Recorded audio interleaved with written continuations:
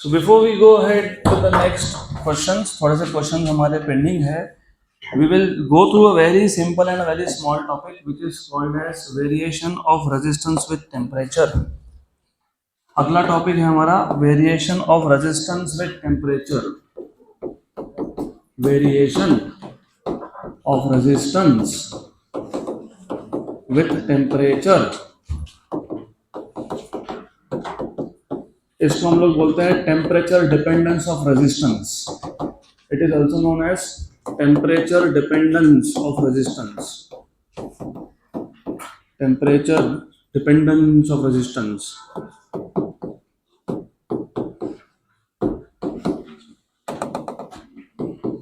Of resistance बहुत simple सा topic है, वेरी सिंपल, वेरी इंटरेस्टिंग. तो जैसे नाम में ही है variation of resistance with temperature, मतलब जब हम टेम्परेचर चेंज करेंगे how will the resistance of the material change. Temperature dependence of resistance. Now remember, जब आप बोलते हो how does resistance changes with temperature, you need to remember कि we are talking about conductors, क्योंकि chapter का नाम ही है इलेक्ट्रिक करंट थ्रू कंडक्टर्स. तो हमारा इस टॉपिक में variation of resistance with temperature only for conductors की बात हो रही है, यहाँ पे सिर्फ कंडक्टर्स की. तो we are not talking about semiconductors, we are not talking about insulator. Insulator का तो कोई फर्क ही नहीं पड़ता क्योंकि वो वैसे भी नॉन कंडक्टिंग है. तो आई रिपीट अगेन, क्योंकि दो टाइप मैंने आपको सेमी कंडक्टर में बताया था, याद है क्या? थर्मिस्टर, क्या था थर्मिस्टर? और resistance material whose resistance changes with temperature is called as thermistor. तो दो टाइप के थर्मिस्टर देखे थे हमने, पीटीसी एंड एनटीसी. एनटीसी में टेम्परेचर बढ़ता है तो रेजिस्टेंस क्या होता है? कम होता है. और पीटीसी में क्या होता है? With increase in temperature resistance also increases. तो जो कंडक्टर है it is type of PTC, positive temperature coefficient, जिसमें with temperature resistance will increase. और वो इंक्रीज क्यों होता है पहले ही बता देता हूँ मैं आपको, ऑलरेडी बताया है, वापस एक बार रिपीट कर लेंगे. तो if you remember, conductors are solids and solids में there is definite arrangement of ions. तो इफ यू रिमेंबर, सॉलिड्स में you have definite arrangement of ions. और ये जो आयंस है दे आर बल्की, क्योंकि इनके पास न्यूक्लियस है और इनके पास रिमेनिंग इलेक्ट्रॉन्स है, तो वो हैवी है. हैवी होने की वजह से they vibrate at their own position. वो मटेरियल में एक जगह से दूसरी जगह जा नहीं पाते, it they keep on vibrating. And if you remember, क्योंकि ये कंडक्टर है, कंडक्टर में large number of free electrons होते हैं, राइट? जैसे ही मैं सेल या बैटरी कनेक्ट करूंगा, when I connect a cell और a battery, electron start drifting from negative terminal towards positive terminal. जब ये इलेक्ट्रॉन्स ड्रिफ्ट होते हैं नेगेटिव से पॉजिटिव की तरफ, तो they undergo collision with positive ions. This is the main cause of resistance. So the collision of electrons with positive ions is the cause of resistance. Now imagine अगर मैं temperature बढ़ा देता हूँ, temperature बढ़ाने से क्या होगा कि ये जो आयन्स है जो पहले से वाइब्रेटिंग थे, they will vibrate faster and with more amplitude. तो फास्ट और विथ मोर एम्पलीट्यूड अगर वो वाइब्रेट होंगे, इसका मतलब इलेक्ट्रॉन को अब और ज़्यादा प्रॉब्लम होगा to go from negative towards positive terminal, मतलब रेजिस्टेंस विल इंक्रीज. तो विद टेम्परेचर, मेटल्स के केस में, कंडक्टर्स मतलब मेटल्स, उसके केस में रेजिस्टेंस इंक्रीज होगा कि डिक्रीज होगा? इंक्रीज. तो ये जो कंडक्टर्स होते हैं वो कौन से टाइप में आते हैं? PTC, positive temperature coefficient. Positive temperature coefficient. तो ये बेसिक्स पता होगा. तो now we are ready to derive a formula for temperature dependence of resistance. तो we know that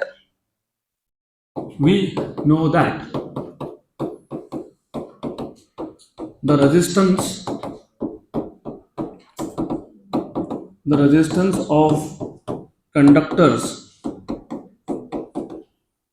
increases with increase in temperature.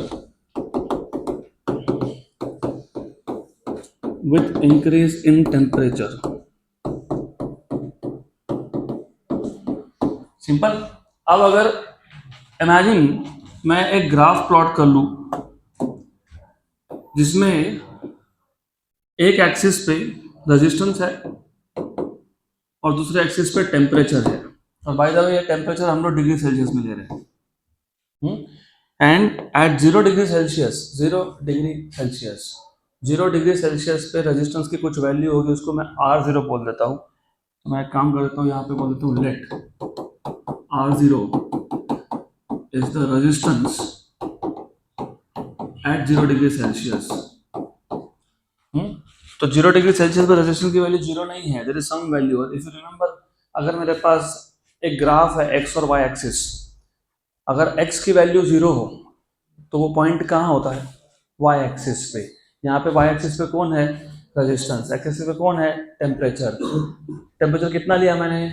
0 degree, और 0 डिग्री पर resistance की value कितनी आई? R0। तो वो पॉइंट यहाँ आएगा R0। तो R0 is the resistance at 0 degree Celsius. अब इट इज सीन दैट जैसे जैसे हम टेम्परेचर बढ़ाएंगे तो रेजिस्टेंस बढ़ेगा, और the graph of resistance versus temperature is a straight line. तो वो ऐसा स्ट्रेट लाइन होता है। Then at some temperature T, तो एक कोई टेम्परेचर होगा T°C। इस टेम्परेचर T पे जो रेजिस्टेंस की वैल्यू है वो आती है RT। तो let us say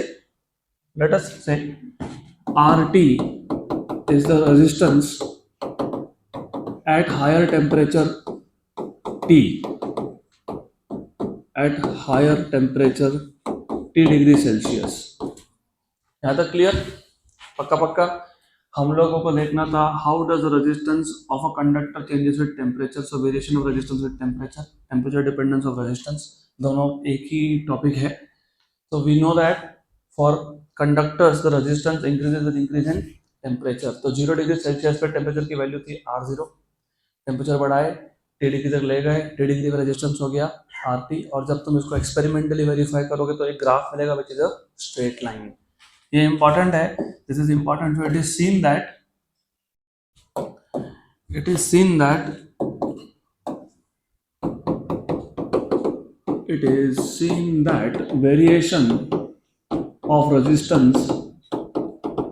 variation of resistance with temperature is a straight line। Straight line मतलब लीनियर रिलेशन होता है, is a straight line. Okay, then अभी book to book, notes to notes, एक ही चीज को लिखने का तरीका अलग अलग है। तो मैं यहाँ पे जो बता रहा हूँ वो एकदम सिंप्लीफाइड वर्जन है। नोट्स में, टेक्स्ट बुक में वही लिखा है, थोड़ा सा अलग तरीके से लिखा है। तो हमने ऐसा बोला कि अगर मैं टेम्परेचर बढ़ाता हूँ तो रेजिस्टेंस क्या होगा? बढ़ेगा, राइट। और एक ग्राफ कैसा आया तुम्हारा? Straight line. तो मान लो अगर मैं टेम्परेचर को dt स्मॉल टेम्परेचर से इंक्रीज कर लेता हूँ, if the temperature increase by small amount, तो ये T है, हमने टेम्परेचर dt से बढ़ा दिया, तो the new temperature is T plus dt। If we increase the temperature by a small amount dt, the resistance also increases by small amount delta R। तो ये जो रेजिस्टेंस बढ़ा वो कितने से बढ़ा? डेल्टा R या dr, आपको जो भी मोनोनोटेशन डी भी यूज कर सकते हो, डेल्टा भी यूज कर सकते हो, डजंट मैटर रियली। तो आइडिया हियर इज दैट कि मैंने टेम्परेचर जब dt से बढ़ाया या डेल्टा t से बढ़ाया, चलो डेल्टा t बोल देते हैं। If we increase the temperature by small amount delta t, तो new temperature is t plus delta t, then the resistance also increases by small amount delta R। Correct? पक्का पक्का। तो ये जो रेजिस्टेंस इंक्रीज हुआ डेल्टा R, ये दो चीजों पर डिपेंड करता है। Number one, it is directly proportional to, remember, change in resistance is directly proportional to initial resistance at 0 degree Celsius. Number two, increase in resistance also is directly proportional to increase in temperature। तो दो चीजों पर depend करता है। कौन सी दो चीजों पर डिपेंड करता है? इनिशियल रेजिस्टेंस पे और चेंज इन टेम्परेचर। किस पे? Change in temperature. तो delta T is change in temperature, और delta R is change in resistance. Change in resistance. So it is seen that the change in resistance,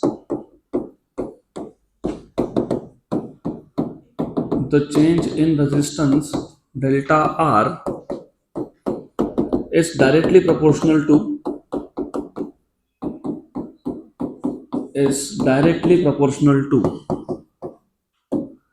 is directly proportional to two things. Number one, किसको? Initial resistance at 0 degree Celsius, initial resistance at 0 degree Celsius. Number two,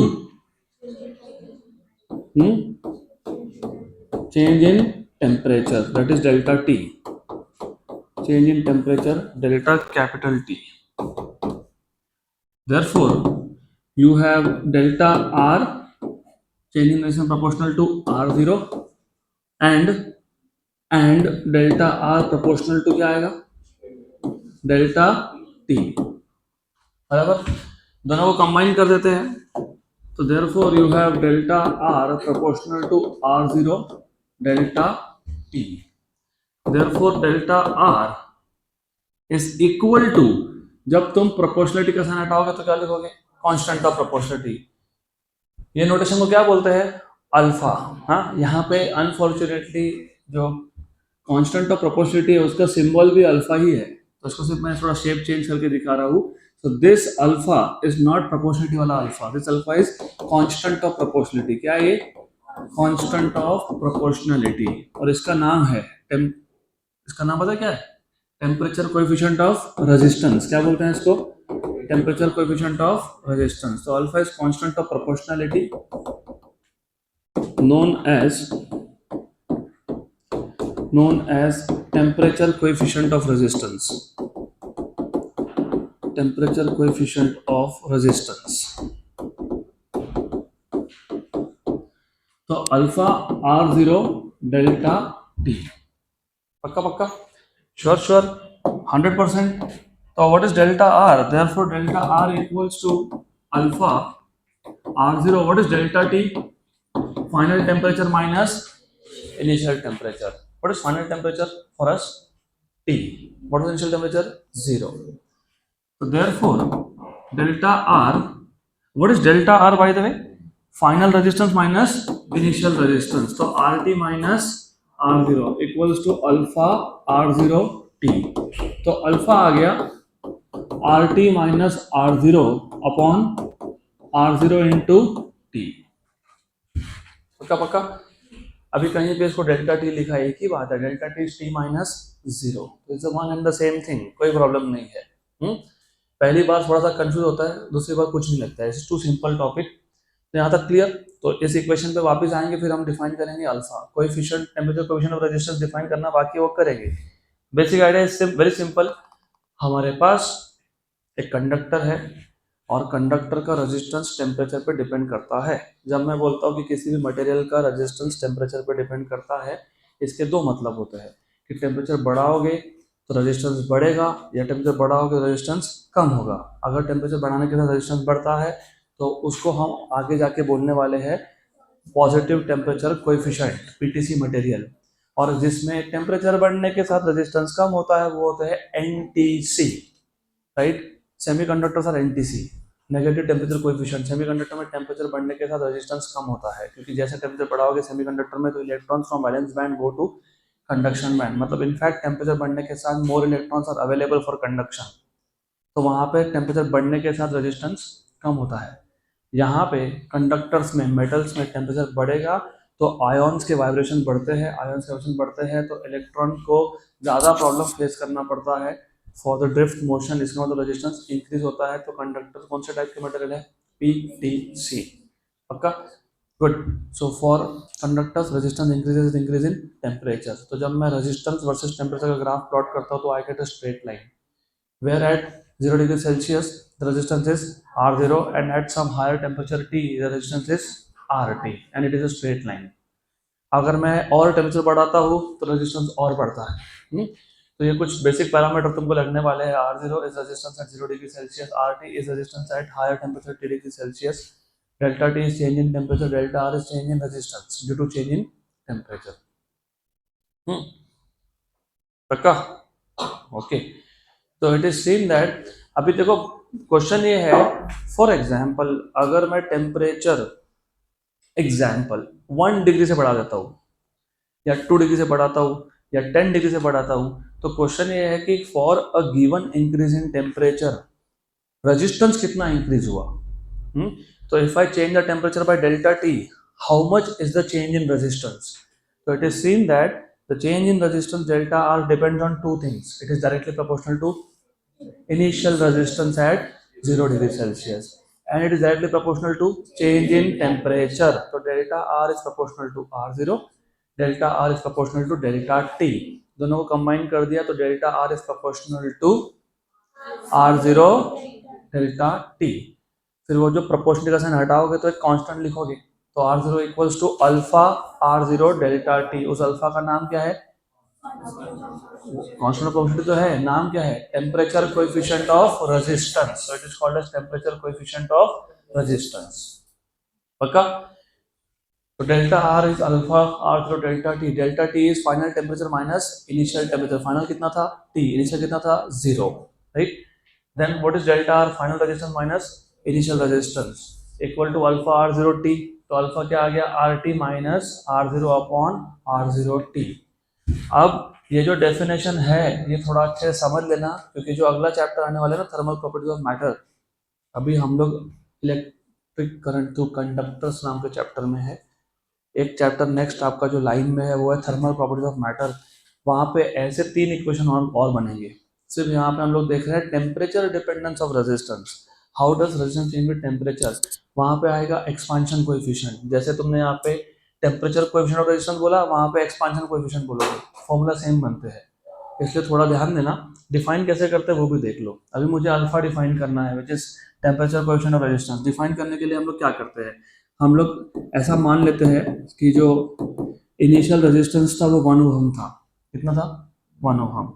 और जो change in temperature है वो 1 degree है। कितना है, 1 degree. मतलब T की वैल्यू कितनी है, 1 डिग्री। हमारे पास इनिशियल टेम्परेचर 0 था और टी क्या था, हायर टेम्परेचर। तो 0 डिग्री से मैंने 1 डिग्री कर दिया। इनिशियल 0 है, हायर टेम्परेचर मतलब टी की वैल्यू कितनी है, 1 डिग्री। कितनी है, 1 डिग्री।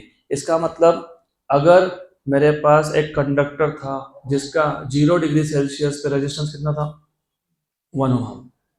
0 डिग्री पे कितना था, 1 ओहम। और हमने टेम्परेचर कितने से बढ़ा दिया, 1।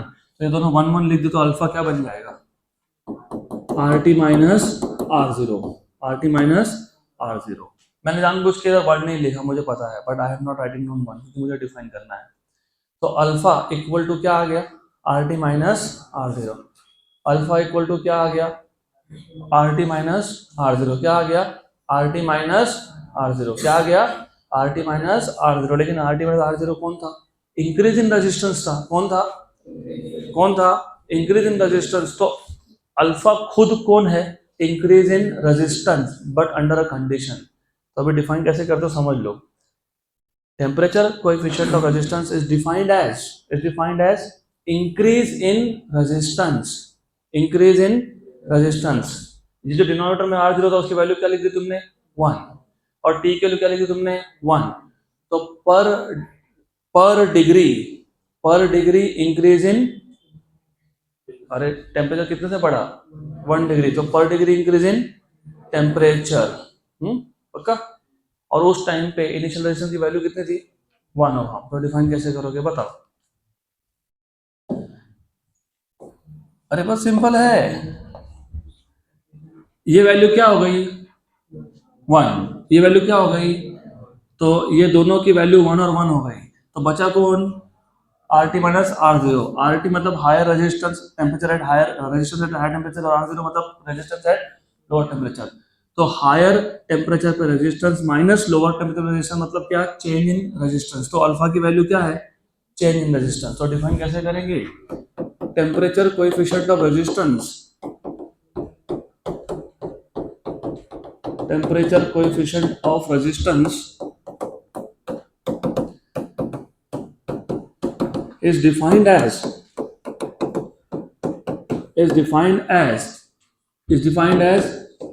change in resistance। अब जो डिनोमिनेटर में जो भी क्वांटिटी होती है ना उसको बोलते हो पर यूनिट। क्या बोलते हो, तो डिनोमिनेटर में R0 था क्या, R0 कौन था? इनिशियल रेजिस्टेंस था। कौन था? इनिशियल रेजिस्टेंस था। तो per unit initial resistance, per unit initial resistance. लेकिन इनिशियल रेजिस्टेंस कितने टेम्परेचर पे था? 1 degree at 0 degree Celsius. And per unit, क्योंकि डिनोमिनेटर में दो क्वांटिटी थे ना, एक R0 था और एक कौन था? T। T मतलब डेल्टा T, और T की वैल्यू तुमने क्या कर दी? 1 डिग्री। तो पर यूनिट इंक्रीज इन टेम्परेचर, पर यूनिट इंक्रीज इन टेम्परेचर हो गया डिफाइन। मैं वापस समझा देता हूँ तुमको, सिर्फ इक्वेशन को इंग्लिश में लिखते नहीं आ रहा है। Do you understand alpha, alpha equal to RT minus R0 upon R0 T? ये पता है ना? पक्का? What is RT minus R0? Increase in resistance. What is R0? Initial resistance, but at what temperature? 0 degree. What is T? Higher temperature. सही है क्या? अगर मैं इसमें, अच्छा बाय द वे, ये R0 और T डिनोमिनेटर में है क्या? तो डिनोमिनेटर में जो भी क्वांटिटी हो उसको इंग्लिश में बोलते हैं per unit, per unit, per unit, per unit. तो देखो, पर यूनिट, पर यूनिट दो बार आया ना। और आपने जो RT और R0 की वैल्यू, R0 की जो वैल्यू थी उसको क्या लिख दिया आपने? 1 ओहम, और T की वैल्यू कितनी कर दी? 1 डिग्री। तो अल्फा क्या बन गया? RT minus R0। Alpha equal to क्या हो गया? Change in resistance. तो डिफाइन कैसे करोगे? Temperature coefficient of resistance is defined as change in resistance. Very good. Per unit original resistance at 0 degree Celsius. Per unit increase in temperature. अब per unit increase मतलब per degree increase in temperature. तो ऐसा definition दिया हुआ है आपको। पक्का पक्का? श्योर? अब ये फॉर्मूला याद रखना। अब ऐसा है, इसी इक्वेशन को मैं इन टर्म्स ऑफ रेजिस्टिविटी भी लिख सकता हूँ। Do you remember resistance was rho L by A? याद है क्या? Resistance is proportional to length, inverse proportional to A। तो resistance is proportional to L by A। Proportionality constant है तो क्या लिखते हो? कांस्टेंट। वो कौन है? रेजिस्टिविटी। कौन है वो? तो यहां से तुमको दिखा क्या कि resistance is proportional to resistivity. Resistance proportional to resistivity. तो मैं जहां पे रेजिस्टेंस लिख रहा हूं वहां पे रेजिस्टिविटी लिख सकता हूं क्या? यस। रो T minus rho 0 upon rho 0 into T। बन गया formula. So this is in terms of resistivity. This is in terms of resistivity. Is that clear? One last attempt to make you understand a simple concept है। Resistance बढ़ेगा कि कम होगा? बढ़ेगा। क्यों? क्योंकि conductor है। तो टेम्परेचर बढ़ने का रेजिस्टेंस क्या होगा? बढ़ेगा। यहाँ तक क्लियर? श्योर? तो जो चेंज इन रेजिस्टेंस है वो किन दो चीजों पर डिपेंड करता है? Initial resistance. और इनिशियल रेजिस्टेंस तुमने कौन से टेम्परेचर पे लिया? 0 डिग्री। हाँ, तो इनिशियल टेम्परेचर हमेशा 0 लेना पड़ता है, कुछ और नहीं ले सकते। ये फिक्स हो गया अब, बराबर। और किसके साथ चेंज हो रहा है? Change in temperature. But obvious, मैं ज्यादा टेम्परेचर बढ़ाऊंगा तो रेजिस्टेंस भी ज्यादा बढ़ेगा। सिंपल सी बात है। सही है? तो delta R is proportional to R0, delta is proportional to delta T। So delta is proportional to R0 into delta T। So delta R is equal to alpha R0 delta T, where alpha is called as temperature coefficient of resistance, right? Delta R is RT minus R0 equal to alpha, alpha R0 delta T. What is delta T? T minus 0, final temperature minus। तो यहाँ से alpha मिल गया RT minus R0 upon R0 T, R0 T। ये हो गया formula. इसी को तुमने लिख दिया इन टर्म्स ऑफ रेजिस्टिविटी। अब सिर्फ कोएफिशिएंट डिफाइन करना था तुमको। टेम्परेचर कोएफिशिएंट और रेजिस्टेंस डिफाइन करने के लिए R0 की वैल्यू क्या ले ली? T की वैल्यू क्या ले ली? 1। और डिफाइन कैसे किया? Temperature coefficient of resistance is defined as change in resistance, change in resistance per unit original resistance at 0 degree Celsius per unit increase in temperature, या फिर per degree Celsius increase in temperature, क्योंकि तुम यहाँ पे temperature degree Celsius में रख रहे हो, इसके लिए। हो गया? अब इसका ऐसा यूनिट निकाल लेते हैं। इसका ऐसा यूनिट क्या है? बहुत सिंपल। अच्छा एक बात बताओ, रेजिस्टेंस किस में मेजर करते हो? Ohm. Ohm minus ohm is ohm. और नीचे भी ओहम, ओहम ओहम। नीचे कौन बचा? टेम्परेचर। टाइम नहीं है ये, कौन है? टेम्परेचर। तो 1 अपॉन डिग्री सेल्सियस। हो गया? तो डायमेंशंस क्या आएंगे? K raised to -1, क्योंकि टेम्परेचर के लिए तुम केल्विन का के यूज करते हो. Temperature is K raise to 1, तो 1 upon temperature is K raise to -1, तो डायमेंशनली ये 1 अपॉन टेम्परेचर है. गुड. तो we will immediately solve a question related to this particular topic. तो sufficient time will be given to you. अभी यहाँ ध्यान दो, सबका ध्यान यहाँ पे, सब में तुम सब हो. Example 11.7, a piece of platinum wire has resistance of 2.5 ohm at 0 degree. तो ये 2.5 ohm at 0 degree बोला है, मतलब किसकी वैल्यू है? इनिशियल टेम्परेचर की, मतलब किस इनिशियल रेजिस्टेंस की, मतलब कितनी? R0 की वैल्यू कितनी है? 2.5 ohm. If the temperature coefficient of resistance, temperature coefficient of resistance मतलब कौन? अल्फा. कितना दिया हुआ है? 4 × 10⁻³ पर degree Celsius. Find the resistance of the wire eight 80 degree, मतलब हायर टेम्परेचर की वैल्यू कितनी दी हुई है? 80 डिग्री सेल्सियस. Very good. और आपको क्या फाइंड करना है? RT, resistance at higher temperature, ये फाइंड करना है. RT फाइंड करना है. पक्का पक्का. गुड. तो अभी हमने फॉर्मूला देखा था, अभी तो हमने फॉर्मूला देखा, alpha equal to RT minus R0 upon R0 into T.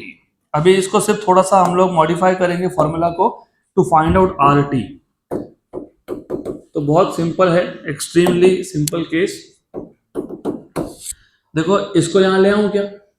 हाँ, तो alpha R0T equal to RT minus, इसको यहां ले आएंगे क्या? हाँ, तो व्हाट इज RT? माइनस था ना, इधर आगे plus alpha R0T. R0 common निकलेगा क्या? हाँ, 1 प्लस अल्फा T बन गया total formula. What is the value of R0? 2.5. 1 plus what is the value of alpha? 4 × 10⁻³ और ये कितना है? 80. कितना है? 80. अब सिर्फ एक छोटा सा ध्यान देना, कोई गड़बड़ नहीं है, लेकिन कभी कभी जानबूझ के एग्जाम में टेम्परेचर 80 डिग्री सेल्सियस बोलते हैं, या फिर अल्फा की वैल्यू पर डिग्री में होगी लेकिन टेम्परेचर केल्विन में होगा. तो अगर अल्फा पर डिग्री में है तो टेम्परेचर को किस में कन्वर्ट करना पड़ेगा? डिग्री में. तो टेम्परेचर और अल्फा, टेम्परेचर अगर डिग्री सेल्सियस में तो अल्फा किस में होना चाहिए? पर डिग्री सेल्सियस. अगर अल्फा पर डिग्री में, ये केल्विन में चलेगा क्या? नहीं. तो कन्वर्ट कर लेना, अभी तो कोई प्रॉब्लम है नहीं वैसे.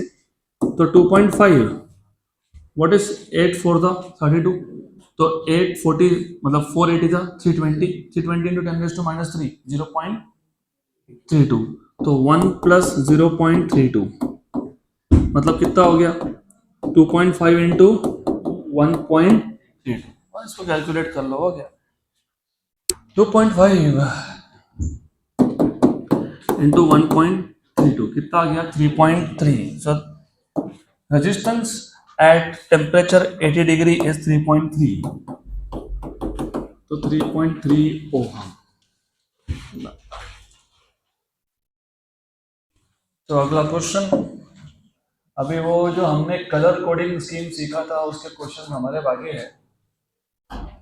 ओके ठीक है, उससे पहले ये क्वेश्चन नंबर 7 वो भी सॉल्व कर देते हैं. Question number practice problem number 7, which was the last question we solved yesterday practice problem में? कौन सा? 8. ठीक है, तो अभी 7 पहले करेंगे. आप चला लक्ष्य असू द्या.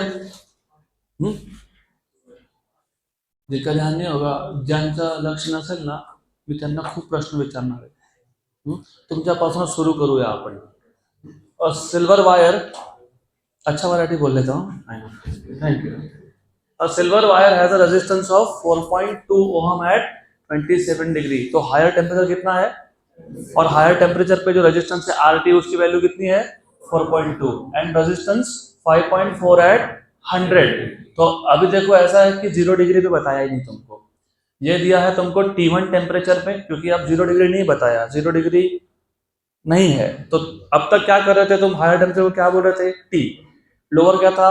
0. तो डेल्टा T क्या बन गया था? T minus 0. अब 0 तो बोल ही नहीं रहे, तो एक काम करना, जब 0 बोल नहीं रहे ना, तो व्हाट यू शुड डू, इसको T1 बोल दो, इसको T2 बोल दो.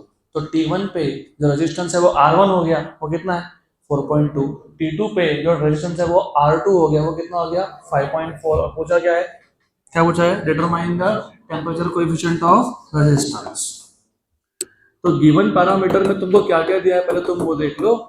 एक तो R1 है, एक T1 है, एक R2 है, एक T2 है। R1 कितना है 4.2 at what temperature 27 degree Celsius. R2 कितना है 5.4 at what temperature 100 degree Celsius. You are suppose to find out temperature coefficient of resistance alpha. अभी अल्फा फाइंड कैसे करेंगे, तो सबसे पहले let us look at the formula of finding out alpha. What was the formula of alpha? RT minus R0 upon R0 into T. The issue is that you do not know R0. R0 पता होता तो तुम alpha find कर लेते, लेकिन तुमको R0 पता नहीं है तो तुम R0 कैसे फाइंड करोगे। अब इस क्वेश्चन को सॉल्व करने के लिए what you should do is, ऐसा एक काम करना, दो केसेस है ना, तो पहले अल्फा की value R1 minus R0 upon R0 T1 लिख दो, और अल्फा की value R2 minus R0 upon R0 T2 लिख दो। ओके, फिर ये इक्वेशन नंबर 1 और 2 का लेफ्ट हैंड साइड क्या है, सेम है, तो राइट हैंड साइड क्या होगा, सेम होगा। So therefore from 1 and 2 you have R1 minus R0 upon R0 T1 equal to R2 minus R0 upon R0 T2। Okay, cancel और कैंसल, सही। What is the value of R1? अरे 4.2 minus R0 upon 27। What is R2? 5.4 minus R0 upon T2 100। बराबर sir good. इसको solve करना पड़ेगा, you have to solve this. 100 यहाँ लाओ, कितना हो गया,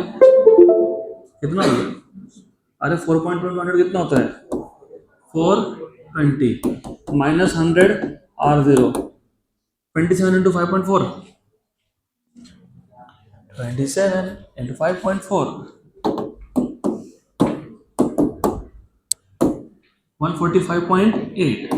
तो 145.8 माइनस 27 R0। मैं शॉर्टकट बताने वाला हूँ, लेकिन पहले पूरा मेथड समझ लो, फिर शॉर्टकट भी देखेंगे। ये वहां गया तो प्लस हो गया, ये यहाँ आया तो माइनस हो गया। 420 minus 145.8 equal to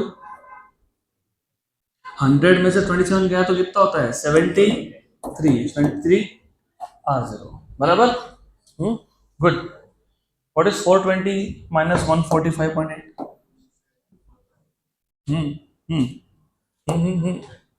420 minus how much 145.8 274.2। तो 274.2 इक्वल टू 73 R0। तो what is R0? 274.2 divide by 73 है ना, डिवाइड बाय 3.75। अब चेक करने का भी तरीका होता है। अभी चेक कैसे करते हैं कि सही है कि गलत। What was the value of resistance at 27 degree 4.2। और ये तुमने R0 मतलब कौन से टेम्परेचर पे फाइंड किया, 0 पे। तो 0 डिग्री पे रेजिस्टेंस 27 के कंपेरिजन में कम होना चाहिए ना। 27 पे कितना था, 0 पे कितना आया 3.75 हो गया। अब एक काम करो, ये जो R0 की वैल्यू है ये इक्वेशन 1 या 2 जिसमें तुमको लगे वहां सब्स्टिट्यूट कर दो। तो substitute value of R0 in equation number 1। तो alpha equal to R1 minus R0 upon R0 T1। What is R1? 4.2. What is R0?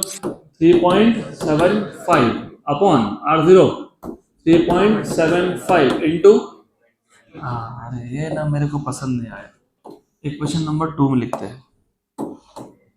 हाँ, उसका रीजन है क्योंकि नीचे 100 है ना, तो कैलकुलेशन कम हो जाएंगे ना हमारे। तो यहाँ पे क्या लिखेंगे 5.4।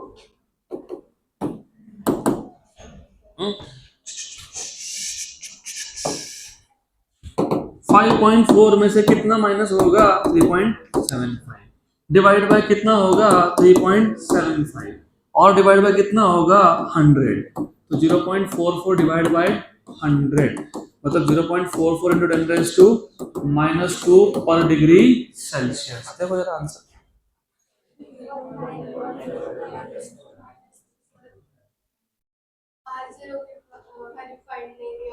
हाँ वो एग्जैक्टली उस पे आ रहा हूँ, सेकंड मेथड, वही तो सेकंड मेथड है ट्रिक, क्योंकि लेकिन वो थ्योरी में दिया नहीं है आपको। तो 3 पॉइंट समथिंग 9 इंटू 10⁻⁻⁻3 तो वही है ना फिर 4.4 into 10⁻⁻3। Exactly coming to that point, लेकिन उसका कंडीशन है इसलिए डायरेक्टली नहीं बता सकते वो। अब देखो ये मेथड बहुत लंबा हो गया, नंबर 1। नंबर 2 थोड़ा सा हमारा आंसर थोड़ा सा लिटिल बिट ऑफ गया। अब क्योंकि आपके थ्योरी में ये बताया नहीं, नोट्स में ये बताया नहीं आपको कि जो लोअर टेम्परेचर है तुम हमेशा क्या ले रहे थे 0, कंपल्सरी नहीं है। इट इज नॉट नेसेसरी कि 0 डिग्री होना ही चाहिए। तो जो इनिशियल टेम्परेचर है वो कुछ और भी हो सकता है, जैसे 27 हो सकता है। तो इन जनरल अभी वो जो फॉर्मूला था ना अल्फा इक्वल्स टू, तो ये मेथड 2 है। मेथड 2 में क्या करना, ये जो अल्फा था क्या लिखा था तुमने RT माइनस R0, अब वैसा मत लिखना RT2 minus RT1 upon RT1 into delta T. Delta T T2 minus T1। वहां पे हमने T माइनस 0 क्यों लिखा था, क्योंकि इनिशियल टेम्परेचर क्या था 0 था। तो ये मेथड भी सही है, लेकिन ये मेथड तुमको शॉर्टकट आंसर देगा। इसमें एक कंडीशन है, जो अगला चैप्टर हम लेने वाले हैं थर्मल प्रॉपर्टीज ऑफ मैटर, वहां पे ऐसे 3 फॉर्मूला बनेंगे, वो 3 और एक 4। उन 4 में से टोटल 3 में लोअर टेम्परेचर 0 लेना कंपलसरी नहीं होता है। और वो क्यों नहीं होता है वो बाद में देखेंगे। एक ऐसा फॉर्मूला है जिसमें तुमको इनिशियल टेम्परेचर 0 ही लेना पड़ेगा, सिर्फ एक, जिसको हम लोग बोलेंगे volume expansion coefficient.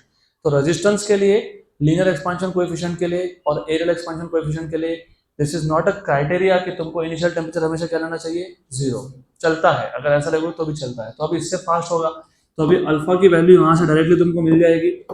RT2, what is RT2? 5.4. What is RT1? 4.2. What is RT1? 4.2. 100 minus 27, तो ये कितना हो गया 1.2 अपॉन कितना हो गया 4.2 इंटू कितना हो गया 73। पॉइंट हटा दो, 6 2 जा 6 7 जा, बराबर करेक्ट। तो you have 7 into 73 in the denominator, 2 divided by 7 further divided by 73, तो तुम्हारा आंसर आ गया 0.0039। तो यू हैव 0.0039 मतलब 3.9 इंटू 10⁻⁻³ पर डिग्री सेल्सियस। ठीक, तो अब इसके आगे जब तुमको लोअर टेम्परेचर 0 डिग्री नहीं बताया हो, 0 डिग्री पर रेजिस्टेंस नहीं बताया हो, तो ये सारा प्रोसेस करने की जरूरत नहीं है। तो जरूरत तुमको सिर्फ है इस फॉर्मूला को मॉडिफाई करने की। यहाँ पे क्या लिखोगे R2 और यहाँ पे क्या लिखोगे R1। ये R1 यहाँ पे क्या आएगा T2 माइनस T1 और यहाँ भी क्या आएगा R1। RT2 माइनस RT1 मतलब R2 minus R1 upon R1 into T2 minus T1। तो डन।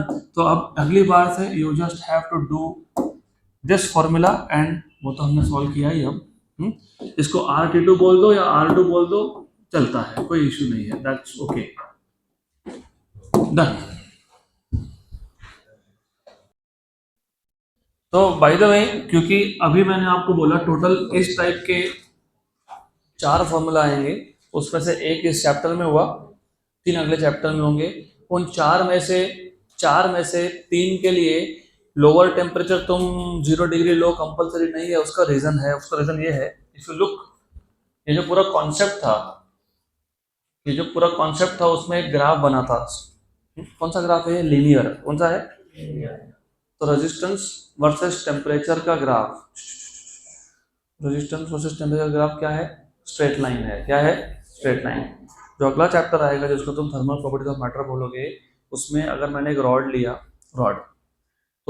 मेटल का रॉड लिया, अगर उसको हीट किया तो उसका लेंथ बढ़ता है। क्या होता है? लेंथ बढ़ता है। तो वहां पे इस एक्सिस पे रेजिस्टेंस पे क्या आएगा? लेंथ। तो लेंथ वर्सेस क्या प्लॉट करोगे? टेम्परेचर। और अगर मैंने एक प्लेट लिया मेटल का, उसको हीट किया, तो मेटल प्लेट का एरिया क्या होगा? बढ़ेगा। तो यहाँ क्या प्लॉट करोगे? एरिया। यहाँ क्या प्लॉट करोगे? टेम्परेचर। तो resistance versus temperature, length versus temperature, area versus temperature, ये तीनों स्ट्रेट लाइन आते हैं। क्या आते हैं? तो जहाँ पे स्ट्रेट लाइन ग्राफ हो तो जो लोअर टेम्परेचर है वो 0 डिग्री लेना कंपलसरी नहीं होता है। अब क्योंकि स्लोप हर जगह पे सेम है ना, if you have a straight line का स्लोप हर जगह पे सेम होता है। You take any 2 point you get the same slope, इसके लिए। लेकिन अगर मेरे पास एक क्यूब इज 3 डायमेंशनल ऑब्जेक्ट, उसका टेम्परेचर जब बढ़ाऊंगा तो क्यूब का भी क्या होगा? एक्सपांशन होगा। बराबर। तो यहाँ पे क्या प्लॉट करेंगे? वॉल्यूम। यहाँ पे क्या प्लॉट करेंगे? टेम्परेचर। लेकिन जब तुम वॉल्यूम वर्सेस टेम्परेचर प्लॉट करोगे वो स्ट्रेट लाइन नहीं आता है, वो ऐसा, वो जो ग्राफ है वो कुछ ऐसा ग्राफ होता है। इस रीजन की वजह से वॉल्यूम की जब बात होती है, इंक्रीजिंग वॉल्यूम विद टेम्परेचर, तो वहां पे कंपलसरी लोअर टेम्परेचर 0 डिग्री ही लेना पड़ता है। बाकी 3 केसेस में तुम लोअर टेम्परेचर 0 डिग्री नहीं भी लोगे तो भी चलेगा। तो that is the basic reason. तो if I am plotting resistance versus temperature, मतलब if I am checking change in resistance, can we take lower temperature something other than 0 degree? Yes. So when we are looking at change in length versus temperature, can we take lower temperature at some other temperature? Yes. Area versus temperature में भी चलेगा? Yes. लेकिन volume versus temperature में चलेगा? नहीं। अब याद रहेगा? गुड। तो एक साथ 4 फॉर्मूला हो गए। So will stop at this question for today.